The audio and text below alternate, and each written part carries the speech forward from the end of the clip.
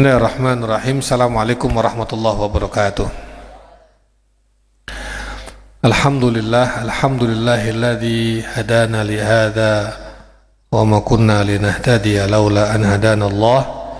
Asyhadu an la ilaha illallah wahdahu la syarika lah wa asyhadu anna Muhammadan abduhu wa rasuluh la nabiyya ba'dah. Allahumma shalli wa sallim wa barik ala sayyidina wa maulana Muhammadin wa ala alihi wa sahbihi ajma'in, amma ba'du.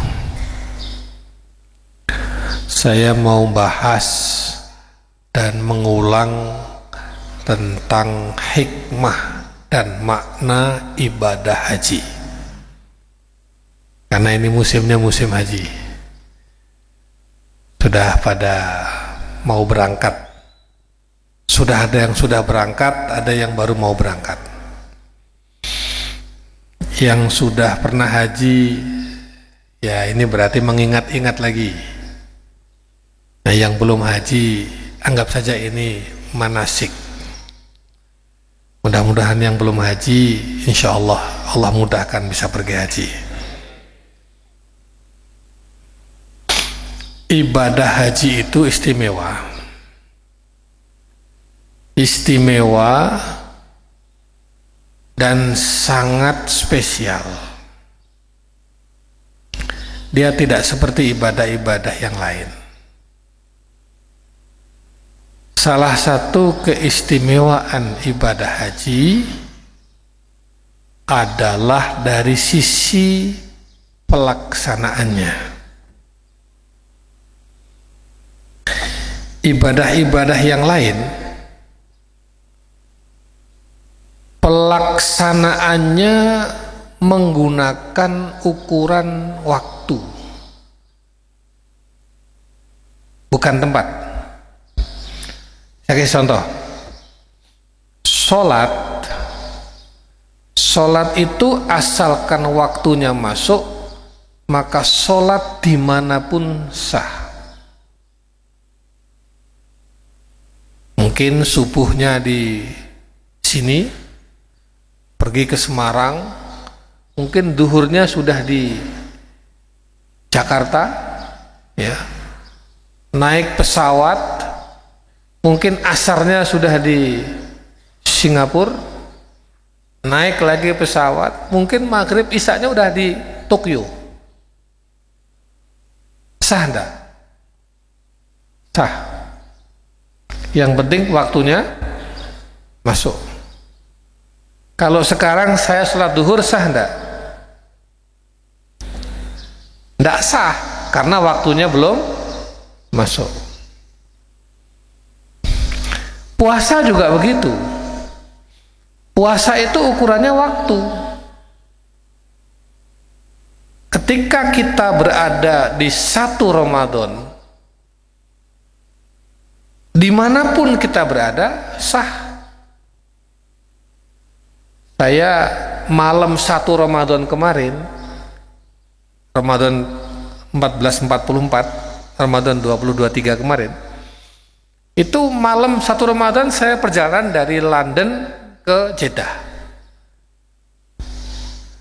Jadi saya terawih perdana itu, terawih pertama malam 1 Ramadan itu saya dalam perjalanan. Sampai di Mekah itu pas subuh tanggal 1 Ramadan. Saya memang ngejar. Waktu itu saya ngejar, saya mengepaskan pesawat dari London ke Jeddah, yang saya bilang ke istri saya, kalau bisa Ramadan pertama kita di Mekah. Ternyata nggak kekejar terawihnya, tapi kekejar subuhnya. Hari pertama di Mekah, hari kedua di Mekah, hari ketiga habis sahur jam-jam 10 itu pagi, saya ke Madinah naik kereta, sampai di Madinah jam 1:30 kurang lebih, ziarah makam Rasul, nunggu asar, sholat maghrib sekalian di situ, ya, masuk ke hotel, buka puasa, kemudian isya ke masjid lagi, taraweh ikut separuh, langsung bergerak ke stasiun lagi, kembali ke Mekah lagi. Jadi puasa dimanapun sah, yang penting masuk waktunya. Kalau sekarang puasa sah enggak? Puasa Ramadan ya enggak, ya bukan waktunya. Sholat yang penting waktunya masuk, tempat enggak masalah. Puasa yang penting waktunya masuk, tempat enggak masalah. Sama dengan zakat.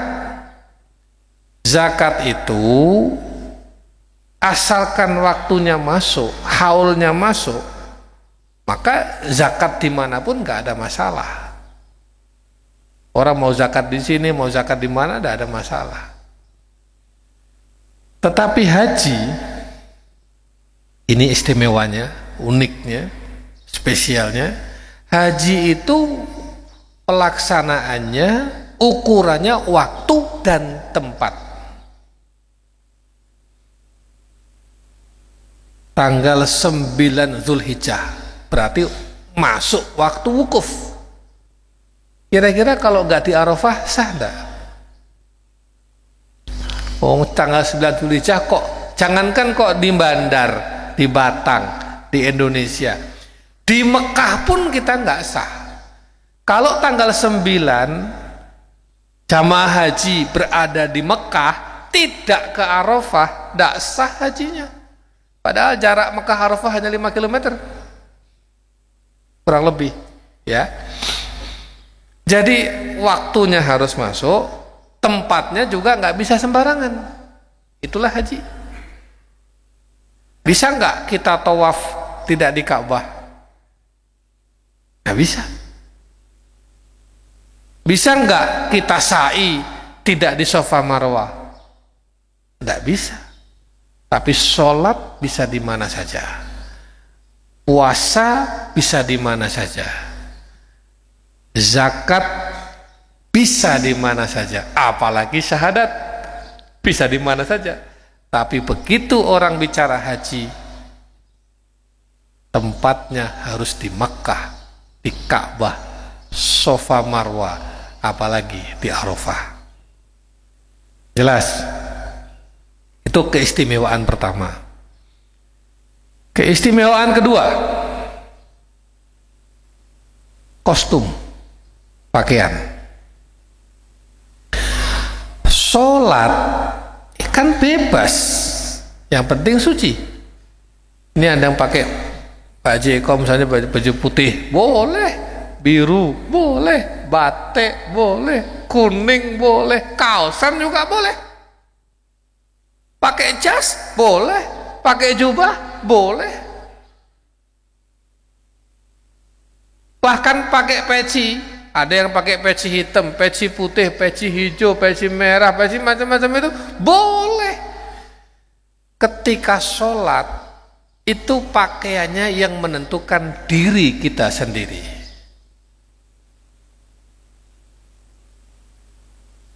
Sama dengan puasa, tidak ada seragam puasa. Puasa itu ya boleh pakai apa saja. Puasa kita yang menentukan sendiri kostumnya saat beribadah puasa, saat sholat, ataupun saat zakat. Tetapi haji, kostumnya nggak boleh sembarangan. Yang milih kostumnya bukan kita kalau haji itu. Siapa yang milih kostum haji? Allah dan Rasulnya. Maka ketika orang pergi haji, bapak-bapak ini nggak bisa warna-warni begini, nggak bisa beragam begini, harus satu seragam semua. Itu dari ujung timur dunia semua pakainya pakai pakaian ihram.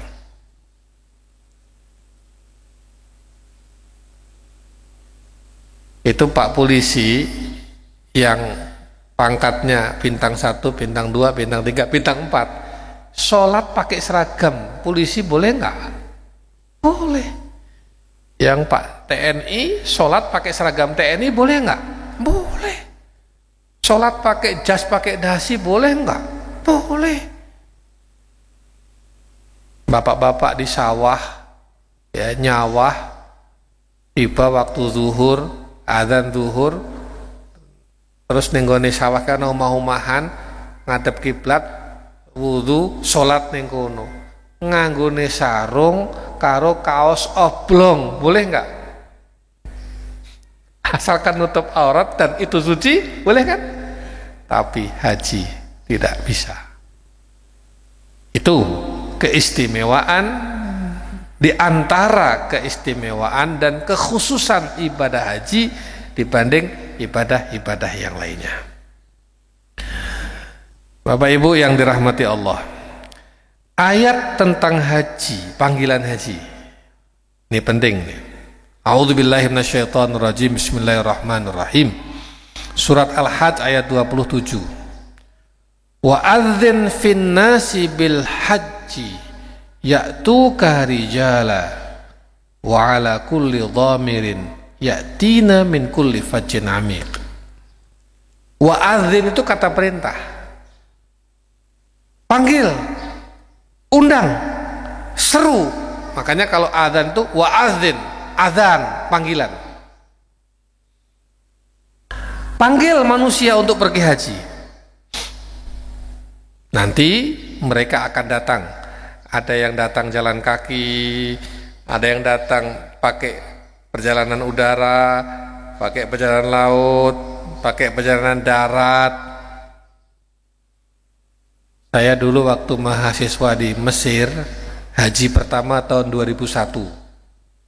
Jadi saya tahun ketiga di Mesir. Tahun 97 saya ke Mesir, ya 97 akhir, 98, 99, 2001, berarti tahun keempat saya haji. Itu naiknya kapal Pak, Bu. Kapal 2 hari 3 malam. Dari terusan Suez sampai ke pelabuhan Jeddah. Itu naik haji pakai kapal. Kiai Anizar itu pernah haji dari Damaskus naik mobil, 2 mobil dengan Pak Dubes, setir sendiri. Jadi kayak orang pergi dari sini ke Surabaya atau ke mana itu, Bali lah kira-kira gitu, setir sendiri. Itu karena apa? Karena perjalanan darat. Kalau dari Indonesia, mbah-mbah kita dulu tahun 70-an, sebelum tahun 70-an itu hajinya pakai kapal laut, katanya 3 bulan sampai 6 bulan ya. Sekarang udah nggak ada lagi orang pakai kapal laut. Ini Bapak Ibu tahu, ayat ini pertama kali turun kepada Nabi Ibrahim alaihissalam. Jadi pada waktu itu Allah memerintahkan Nabi Ibrahim, wa adzin fin nasi bil hajj. Ibrahim, panggil manusia sejagat untuk pergi haji. Ini saya tunjukkan tafsirnya. Ini tafsirnya nih. Ketika Nabi Ibrahim mendapat perintah untuk mengundang, memanggil dan menyeru manusia seluruh dunia untuk pergi haji, pada waktu itu Nabi Ibrahim bertanya, apa? Ya Rabb, kaifa ubalighun nasa wa sauti la yanfadhuhum. Duh Gusti, pripun carane nyeluk, carane manggil, carane mengundang orang seluruh dunia? Kan suaraku nggak sampai. Ini kita kalau ngomong nggak pakai speaker, saya matikan speaker.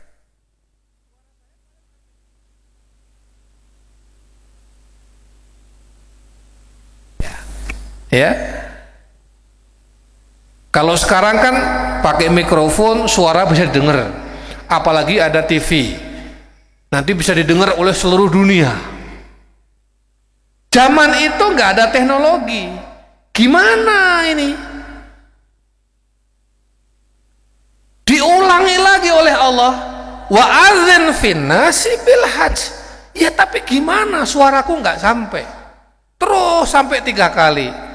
Itu kasusnya sama dengan Iqra, ketika Nabi Muhammad Shallallahu Alaihi Wasallam mendapatkan wahyu, Iqra, bacalah. Aku nggak bisa baca. 3 kali itu diulang. Nabi Ibrahim ketika disuruh mengundang manusia pergi haji, sama, suaraku nggak sampai ya Allah. Terus kemudian melalui malaikat Jibril Allah bilang, kasih tahu tuh Ibrahim, nadi wa alainal balagh. Tugasmu Ibrahim hanya mengundang. Wa alainal balagh, nanti kami yang akan menyampaikan undanganmu itu. Bapak Ibu datang ke sini, siapa yang undang? Saya. Tapi kan saya nggak datang ke rumah Bapak Ibu toh. Saya yang mengundang, tapi yang menyampaikan undangan Telkomsel. Betul? Apalagi itu Indosat, ya, HP-nya masing-masing, nomornya masing-masing. Sama ketika saya mau mantu, misalnya ada orang mau mantu, mau ngundang 1000 orang, dia yang ngundang, dia yang punya hajat, tapi yang menyampaikan undangan bukan dia. Mengundang dan menyampaikan undangan 2 hal yang berbeda. Oh, paham. Maka Nabi Ibrahim kemudian mencari tempat yang agak tinggi. Ada yang mengatakan di Bukit Sofa, ada yang mengatakan di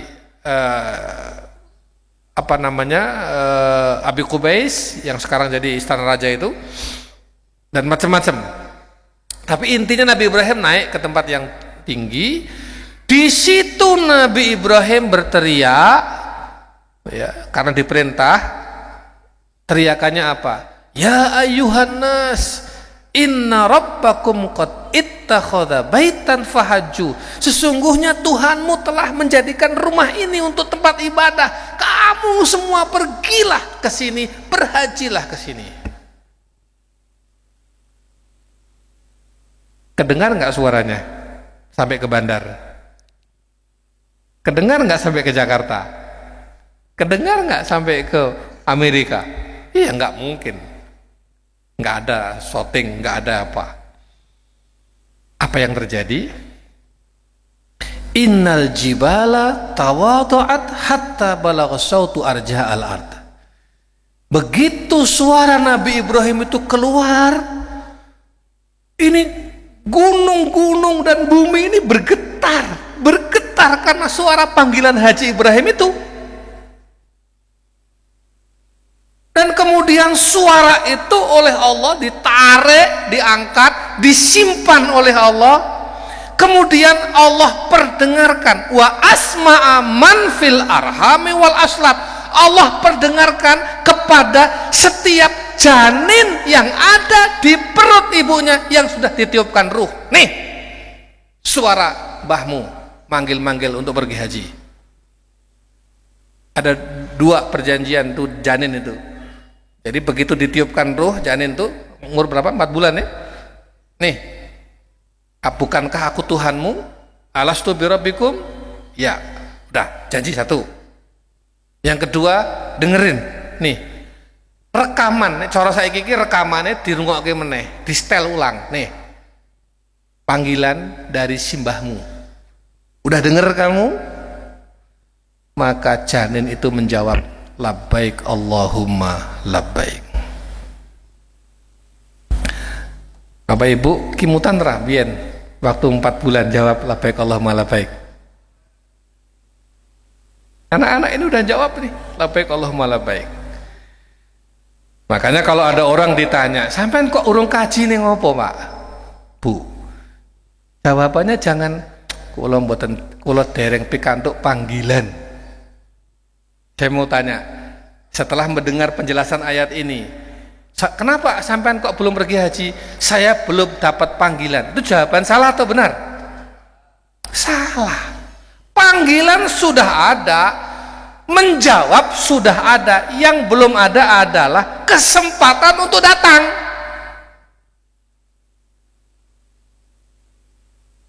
muadzin azan, Allahu Akbar, ya kan? Hayya 'alas shalah. Ada yang datang saat itu, ada yang nggak datang toh. Terus yang nggak datang tanya, "Nah apa sampean ora teko ning masjid? Urung ono adzan kok." Salah ora? Salah. Sudah ada adzan. Hanya kenapa kok kita belum datang ke haji? Bisa jadi karena ada halangan-halangan tertentu.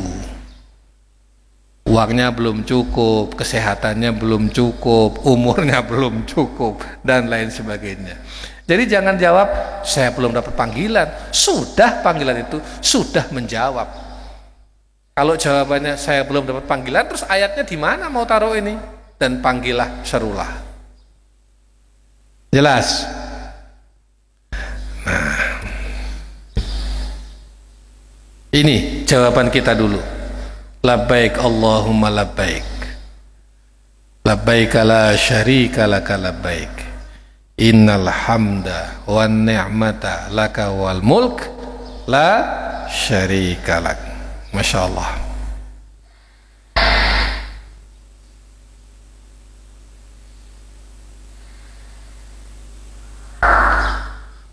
Ini foto saya waktu kecil. Percaya nggak kalau ini foto saya? Enggak, ya tadi sampean bener. Ini yang saya katakan. Semua ibadah kita masih bisa milih pakaian. Sholat milih pakaian sendiri. Puasa milih pakaian sendiri. Nggak ada seragam puasa, nggak ada seragam zakat. Tapi begitu haji, pakaiannya nggak boleh milih sendiri. Pakaiannya dipilihkan oleh Allah dan Rasulnya. Taat aja sudah, titik. Nggak usah ditanya-tanya lagi. Tapi kain ihram ini punya filosofi. Kain ihram itu, Bapak Ibu, mengingatkan kita kepada masa lalu dan mengingatkan kita pada masa depan. Jadi kain ihram itu seolah-olah titik tengah. Saya kasih contoh. Dulu kita waktu lahir dari perut ibu kita pakai baju enggak? Enggak. Kita enggak tahu apa-apa, kita enggak punya apa-apa, kita bukan siapa-siapa, dan kita enggak bisa apa-apa. Amat sangat lemah. Perjalanan manusia, dia belajar, dia bekerja, oh dia jadi tahu banyak hal, oke. Oh dia jadi punya banyak hal, oke. Oh dia punya sesuatu yang bisa dibanggakan, oke. Itu perjalanan manusia, kaya, pintar, hebat, terkenal, terserahlah itu. Canggih, cerdas, apalagi jabatannya tinggi, silahkan aja, itu proses manusia hidup. Tapi ingat, masa depan kita sehebat apapun, secanggih apapun, sekaya apapun, sepintar apapun, sealim apapun, ujung-ujungnya kita akan dikubur dan gak pakai baju lagi, telanjang lagi, seperti saat kita bayi lagi. Jelas? Maka jangan sombong. Oh saya sekarang punya ini, punya ini, punya ini. Ujung-ujungnya juga 2 kali 1 juga. Oh sekarang saya hebat begini, begini, begini. Ujung-ujungnya juga 2 kali 1. Yang ngurusi kamu juga orang lain. Dulu kamu lahir diurusi oleh orang lain, ya, dipegang oleh orang, diselimuti oleh orang, dibarut oleh orang, dipakein baju oleh orang. Ujung-ujungnya nanti innalillahi wa inna ilaihi rajiun, jasad kita diurusi oleh orang lain lagi, dimandiin oleh orang lain lagi, dikafani oleh orang lain lagi, digotong oleh orang lagi, persis seperti kita bayi dulu. Jadi orang yang sudah berihram kok masih sombong. Orang sudah ihram, udah pernah pakai ihram kok masih gemede. Orang udah pernah pakai ihram kok masih takabur, berarti dia gagal memahami ihramnya. Jelas? Ini supaya nggak sombong.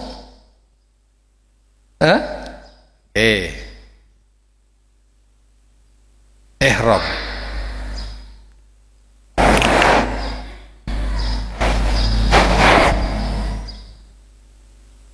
Ya, nih.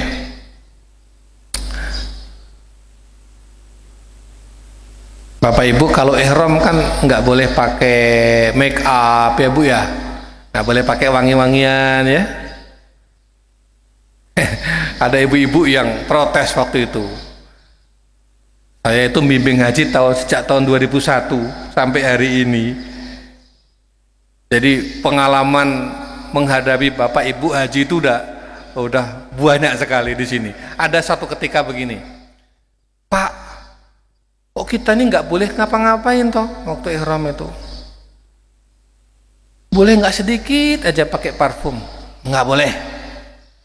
Kan kita nanti bau Pak. Terus saya bilang, lah memang aslinya kita ini bau toh?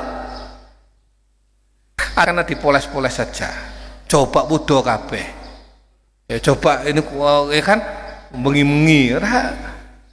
Tapi apa yang terjadi? Justru dalam keadaan apa adanya itulah bau lecek, ya kan? Tidak pakai apa-apa, tidak pakai ini semua, dalam keadaan apa adanya itulah kita menghadap Allah. Ini puncak penghambaan kita kepada Allah. Ini puncak ibadah. Ibadah itu tidak membawa siapa-siapa, hanya membawa dirinya yang apa adanya kepada Allah. Kok isi sombong, isi takabur, isi gemede, piye. Nih, ini saya tunjukkan gambar guru fisika. Ini bulat-bulat ini gambar apa? Ini matahari. Ya, ini yang di bawah itu planet-planet. Ada Neptunus, ada Uranus, Jupiter segala macam. Dunia di mana? Lihat nggak titik kecil ini? Lihat. Jadi dibanding matahari, dunia itu titik-tik. Coba cari bandar di mana? Orang ketemu kan? Padahal di atas sana, di angkasa sana, yang sebesar matahari itu bukan cuma matahari, banyak jutaan miliaran.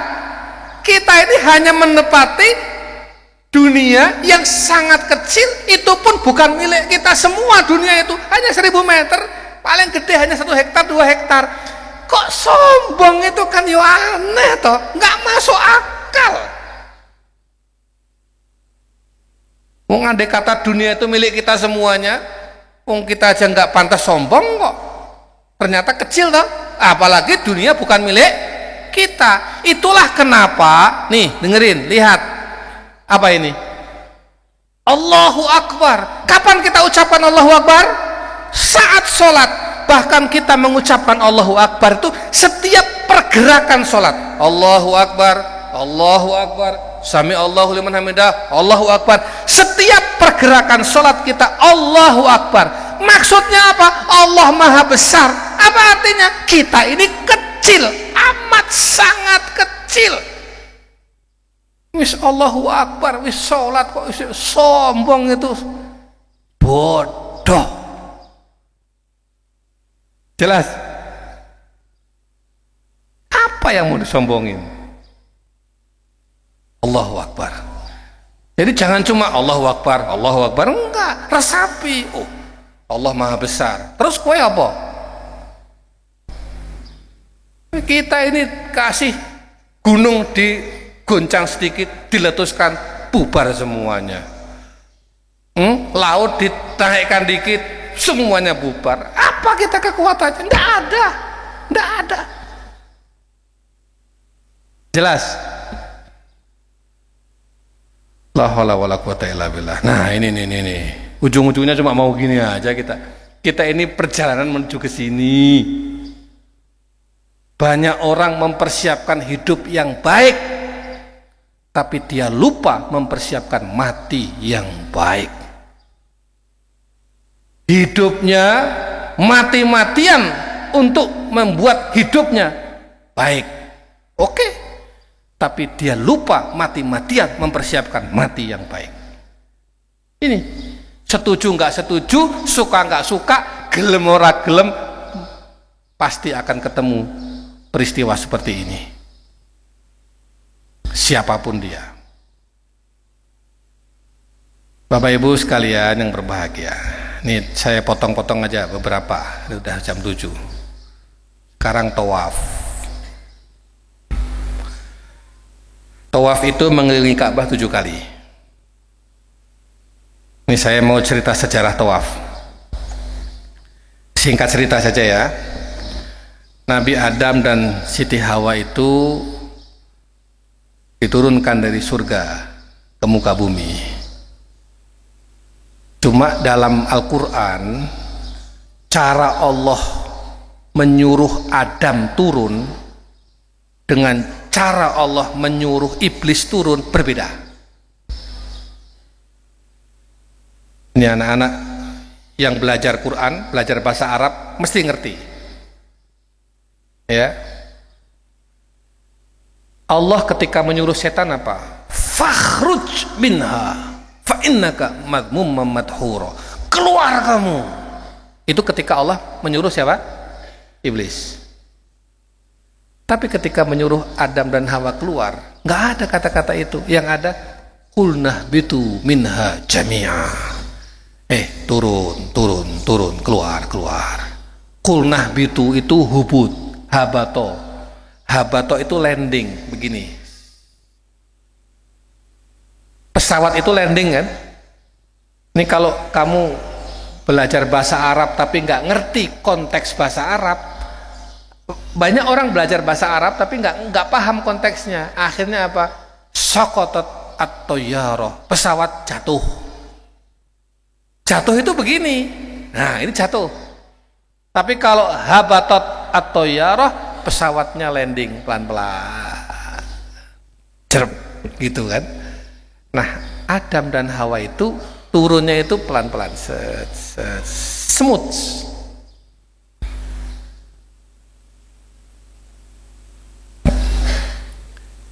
Iblis itu ditanya oleh Allah, ma mana'aka ala tasjuda id amartuk. Apa yang membuat kamu nggak mau sujud kepada Adam waktu aku suruh sujud? Bapak Ibu, nih supaya paham. Kalau Allah tanya, bukan berarti Allah itu nggak tahu. Ya, saya guru ngajar matematika kelas 1. Anak-anak, 1 tambah 1 berapa? Itu bu gurunya tahu nggak? Tahu. Kenapa tanya?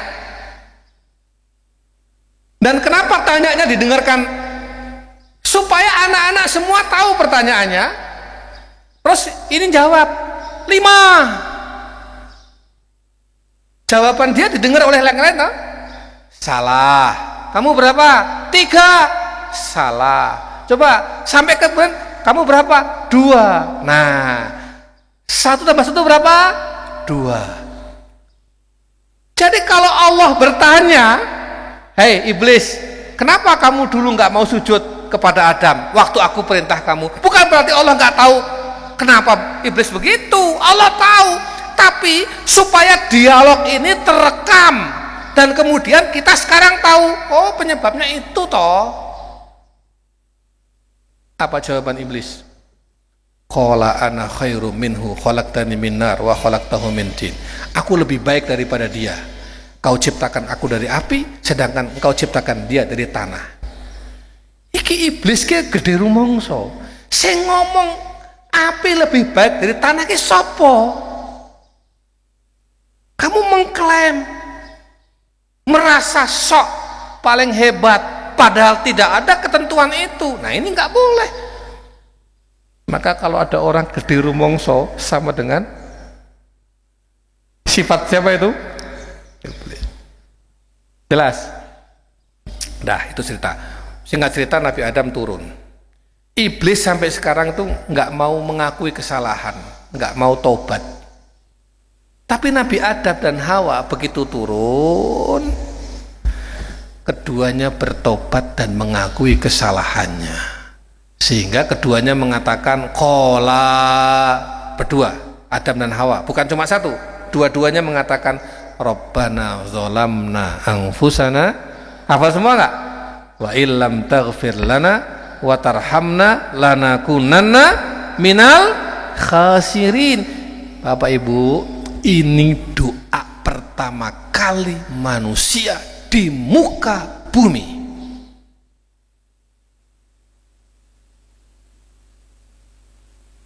Jadi doa pertama kali itu ini, belum ada Rabbana atina, belum ada Rabbana hab lana min azwajina, apalagi belum ada. Yang ada apa? Rabbana zolamna.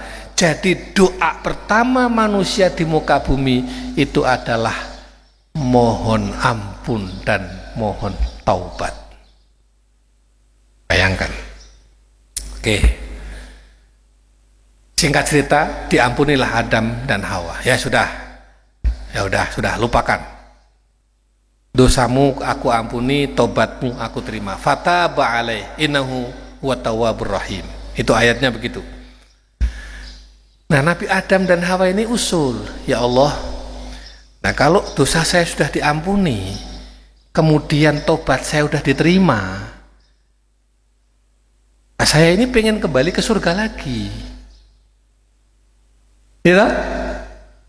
Kata Allah, ya bisa, tapi nggak semudah itu. Enak aja kembali ke surga, tong gitu turun. Nggak, kamu bisa kembali ke surga dengan cara kau harus mendekatkan diri kepadaku dengan ibadah. Nggih, manut kula. Nah, gitu. Tapi pertanyaannya ibadahnya kayak apa? Kan waktu itu belum ada sholat, puasa belum ada, zakat apalagi mau nggak zakat kepada siapa? Ya. Ini kalau mau ibadah gimana ibadahnya? Kemudian Allah memerintahkan malaikat, diketuai oleh malaikat Jibril, tolong ambilkan batu dari surga ini ya, taruh di situ, kata Allah, ditunjukin sama Allah, tuh di situ, pasang di situ, perintahkan Adam dan Hawa untuk keliling, tawaf mengelilingi batu itu. Itulah ibadahnya dia. Bapak Ibu, dengan demikian tawaf adalah ibadah pertama di muka bumi. Jelas? Kenapa 7 kali? Karena 7 kali itu simbolik.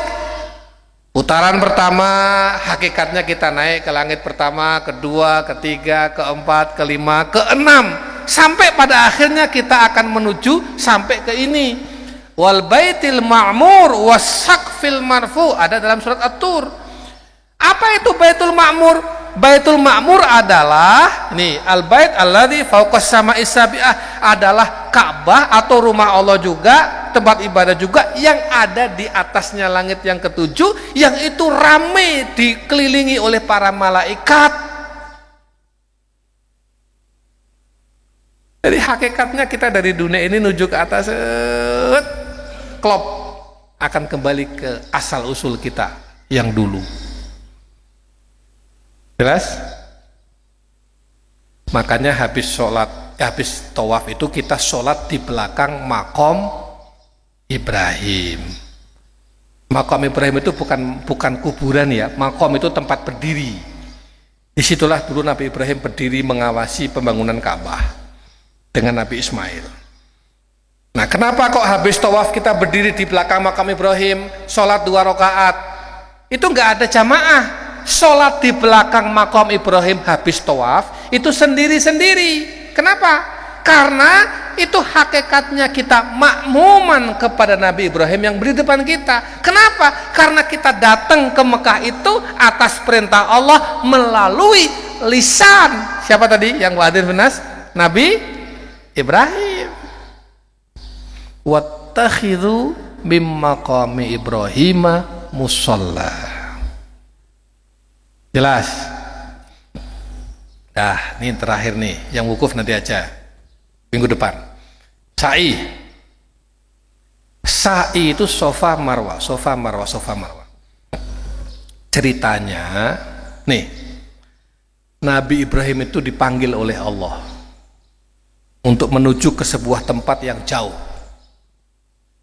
Waktu itu Mekah aja ada 3, Nabi Ibrahim, Siti Hajar dengan putra, ya putranya kecil, masih bayi, namanya siapa? Nabi Ismail. Dipanggil Nabi Ibrahim ini. Ini Siti Hajar ditanya, mau kemana mas? Nabi Ibrahim diam aja. Apa ring dito? Masih diam aja tuh. Ini kan lihat suaminya kemas-kemas, bawa barang-barang, bawa koper kan, bojone takut arep ring di. Ya wajar. Ibu-ibu boleh jadi kayak gitu. Kalau ada suaminya kemas-kemas, apa ring di? Mau kemana gitu. Akhirnya Siti Hajar mengubah pertanyaannya. Mas, ini perintah Allah bukan? Dijawab oleh Nabi Ibrahim, ya ini perintah Allah. Lalu Siti Hajar, ya wis perintah Allah, bismillah. Pasti Allah akan menjaga kita. Nah ini ibu-ibu juga harus tawakal begitu. Kalau suaminya mau pergi, tanya, iki perintah Allah bukan? Maksudnya kowe lungone maksiat apa taat gitu kan? Takutnya gitu diubah. Bapak mau perginya maksiat apa taat? Kalau bapaknya udah jawab, saya pergi dalam ketaatan kepada Allah, itu istrinya ya sudah tawakal lah gitu. Nah, bapaknya harus jujur. Ibunya kayak Siti Hajar, bapaknya kayak siapa? Ibrahim gitu. Oke, dah jalan. Berarti Siti Hajar itu single parent. Single parent itu orang tua tunggal.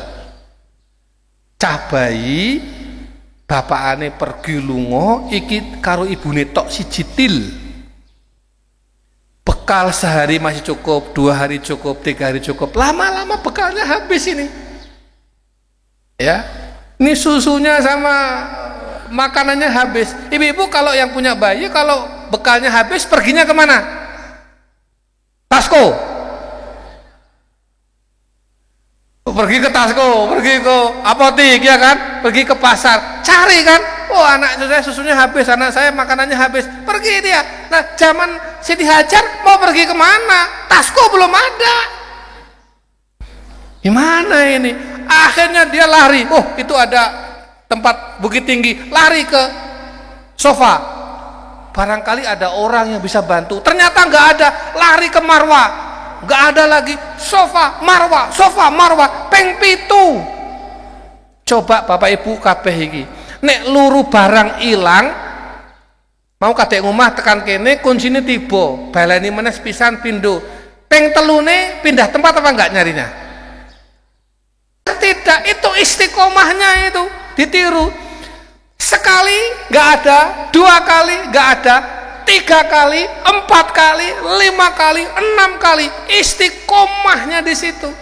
Sampai akhirnya kemudian Allah memberinya nikmat, memberinya apa karunia, diberilah Zam-Zam.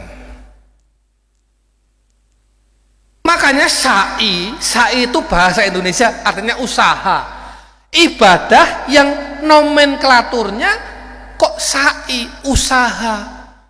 Ini menggambarkan usaha duniawi. Bapak Ibu, Pak Eko berapa tahun dinas? 36 tahun. Dari rumah ke kantor, jalannya yang sama nggak? Tiap pagi jalan yang sama. Kok nggak bosan? Hah? Usaha.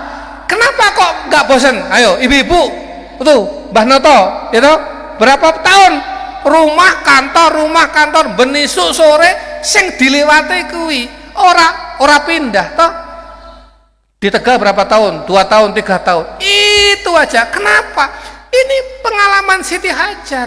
Orang itu kalau berusaha, orang itu kalau berupaya, bekerja, istiqomah aja, dek, istiqomah. Karena di situ kalau istiqomah, Allah akan kasih kita nikmat seperti Allah kasih Siti Hajar apa? Zam-zam. Oh, kerjanya orang istiqomah kok. Gimana mau dapat zam-zam? Ya kan? Sa'i. Jadi sa'i itu menggambarkan orang harus bekerja untuk anak cucu. Mikirkan, Siti Hajar itu bolak-balik Safa Marwah itu mikirkan Ismail. Tapi begitu, ingat gak bapak-bapak yang udah haji? Di antara Safa Marwah ada lampu hijau toh? Disuruh ngapain? Lari kecil, dipercepat. Kenapa? Nih, tak tunjukkan nih denahnya nih. Tuh. Posisi pilar hijau itu posisi yang dekat dengan Ka'bah. Bapak kalau semakin ke Marwah semakin jauh dari Ka'bah. Siti Hajar itu ketika Safa Marwah sebenarnya kesel toh. Apalagi belum ada AC, apalagi belum ada marmer begitu, masih batu-batu, terik panas. Safa Marwah sepisan aja udah kesel. Wong ibu-ibu aja sa'i aja peng pindo wis menggeh-menggeh. Siti Hajar pada waktu itu kesel. Tapi yang terjadi begitu dia melewati, mendekati Ismail ditaruh di dekat Ka'bah. Lihat anaknya masih menangis, belum mendapatkan apa yang dicarinya. Siti Hajar semangat lagi, lari lagi. Kita ini dalam bekerja, berusaha mencari nafkah, itu kadang-kadang capek, kadang-kadang down. Tapi begitu ingat masa depan anak cucu, semangat lagi, lari lagi. Begitu maksudnya. Paham Rah? Biar waktu kaji paham gini Rah. Kan ustakai manasik lalen. Dan kita akan mendapatkan zam-zam. Zam-zam itu satu. Sifatnya zam-zam ini satu, suci. Maka rizki kita harus suci. Yang kedua, cukup. Zam-zam itu wong akeh ora bakal sap. Nek ora ono sing ngombe zam-zam ora bakal luber. Nah kita ini kalau bisa rizki kita ini kayak zam-zam, cukup. Orang kalau rizkinya luber stres juga loh kalau nggak ada penyaluran. Tapi orang yang rizkinya sat, stres. Ada orang stres karena nggak punya uang, ada orang stres karena kebanyakan uang. Nah yang stres gak punya uang dikelola hatinya, sabar, ikhlas, obatnya gitu, wirid, zikir, tawakal, ini ujian. Tapi yang stres karena kebanyakan uang, bukan begitu terapinya. Zakat, infak, sodako, wakaf. Kalau enggak, perempuan, judi, dan lain sebagainya. Jelas? Tawaf kepada Allah orientasinya akhirat, sa'i adalah orientasi dunia. Jelas? Oke, sedikit lagi dah, tanggung. Wukuf itu berhenti. Bapak Ibu, semua ibadah haji itu gerakan. Tawaf bergerak, sa'i bergerak, lempar jumroh bergerak. Tapi wukuf nggak ngapa-ngapain, nggak ada aktivitas wukuf itu. Wukuf itu aktivitasnya cuma di Arafah, duduk, istighfar, ya kan, zikir, sholawat, wirid, mohon ampun, tobat, ya kan. Kalau tawaf ada aktivitasnya, muter ngeliling Ka'bah. Sa'i ada aktivitasnya, lempar jumroh ada, datang ke Jamarot, bawa kerikil, ngelempar. Wukuf tuh nggak ada kegiatannya, cuma duduk aja istighfar. Apa artinya? Manusia itu hidup itu harus punya wukuf. Kita wukuf harian itu sholat. Ini lagi kerja, azan, mandek, sholat, berhenti. Kerja lagi set, azan lagi, mandek kos delok, berhenti. Jadi sholat itu sama dengan wukuf, tapi sifatnya harian, kembali kepada Allah, ingat Allah, ojo sibuk terus, kelalen. Puasa itu wukufnya jasad, wukufnya perut.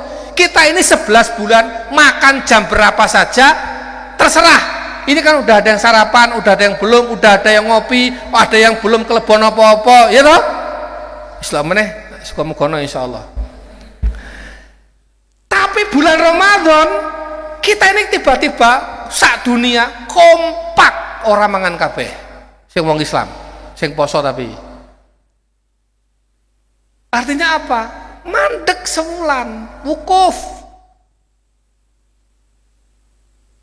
Orang hidup itu harus punya wukuf-wukuf. Wukufnya itu kepada Allah, mandek. Kalau yang nggak punya iman, wukufnya semedi. Nah kita ini wukufnya ngapain semedi-semedi, ngapain topo-topo? Wukufnya itu ya datanglah ke tempat sholat, duduk di situ 5 menit, 10 menit, seperempat jam, datanglah buka Quran, wudu, duduk, ya baca Quran kayak tadi 10 menit, 20 menit. Itu wukufnya kita. Oh sibuk terus kelalen, orang wukuf-wukuf jeblak. Orang yang hidupnya nggak punya wukuf, geblak akhirnya, geblak ngandelo. Jelas ya? Terus akhirnya kita lontar jumroh.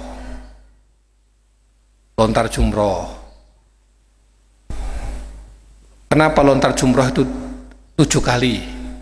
Biar sampean ngeh ora? Itu simbolik, ibarat hari itu 7 hari. Minggu itu kita ini dari Ahad akan kembali ke Ahad lagi, itu sampai mati. Maksudnya tiap hari harus selamat dari godaan setan. Oh dino Ahad alim, urung tentu senene alim toh, urung tentu senene bener toh. Setane Senin teko dina Senin, wingi libur Ahadnya setane. Begitu Senin neng kantor, ya kan? Setannya teko, Pak, gini, lawan, hilang. Selasa muncul lagi, selesaikan. Rebo muncul lagi, kalahkan. Sampai akhirnya 1 minggu setan tidak punya tempat. Gitu loh. Kemudian kenapa kok jumrohnya 3? Ula, wusto, kubro. Itu menunjukkan bahwa sebetulnya gini.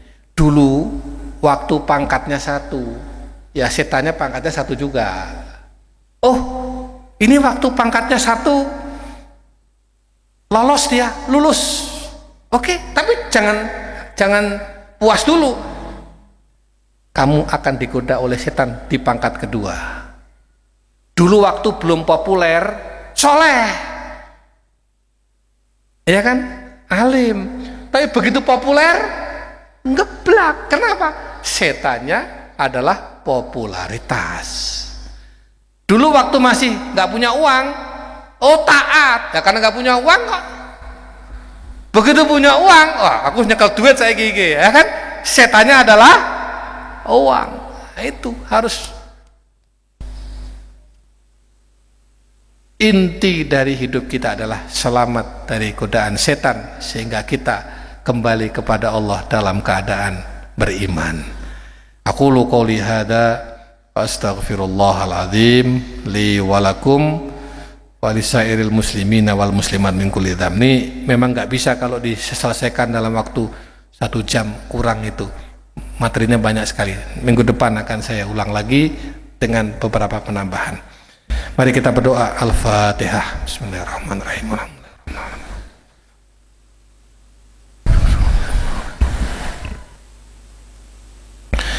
Bismillahirrahmanirrahim. Alhamdulillahi rabbil alamin. Hamdan syakirin, hamdan na'imin, hamdan yuwafi ni'amahu wa yukafi'u mazidah.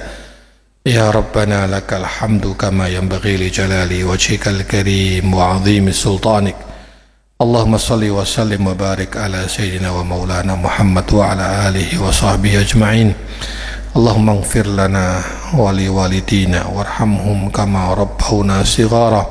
للمسلمين والمسلمات والمؤمنين والمؤمنات الأحياء منهم والأموات إنك سميع قريب مجيب الدعوات يا قاضي الحاجات اللهم انفعنا بما علمتنا وعلمنا ما ينفعنا وارزقنا علوما تنفعنا في الدين والدنيا والآخرة ربنا لا تزغ قلوبنا بعد إذ هديتنا وهب لنا من لدنك رحمة إنك أنت الوهاب نسأل الله العظيم رب العرش العظيم أن تشفينا وتعافينا اللهم اشفنا واشف مرضانا ومرضى المسلمين أنت الشافي لا شفاء إلا شفاؤك شفاء لا يغادر سقما ربنا اصرف عنا السوء بما شئت وكيف شئت إنك على ما تشاء قدير اللهم أنزل علينا رحماتك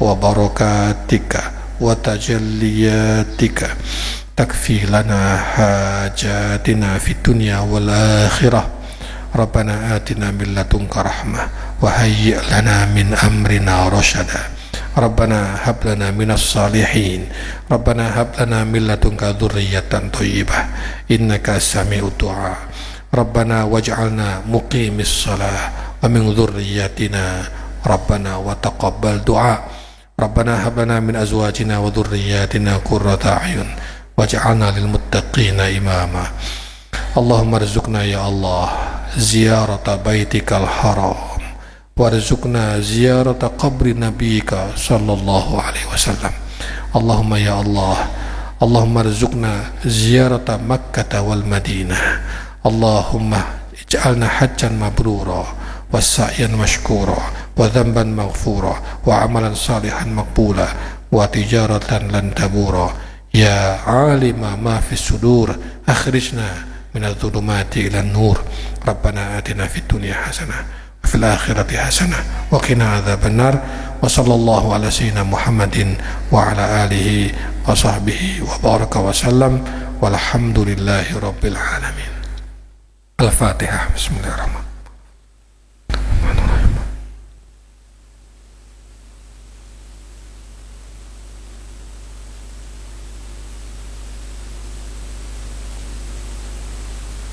mohon doanya kita bacakan Fatihah untuk anak-anak kita yang ya ada beberapa yang akan ujian ke Mesir yang beasiswa yang sebagian sudah berangkat kemarin ada 4 orang ini ada beberapa lagi yang akan ujian beasiswa yang kedua ada beberapa anak kita juga yang akan ujian S2 ke Eropa. Jadi kemarin WA minta doa. Ya, semua saja anak-anak kita, santri-santri kita yang sudah alumni-alumni maupun yang masih santri ini dan semua santri-santri mudah-mudahan dimudahkan oleh Allah Subhanahu wa taala. Al-Fatihah. Bismillah.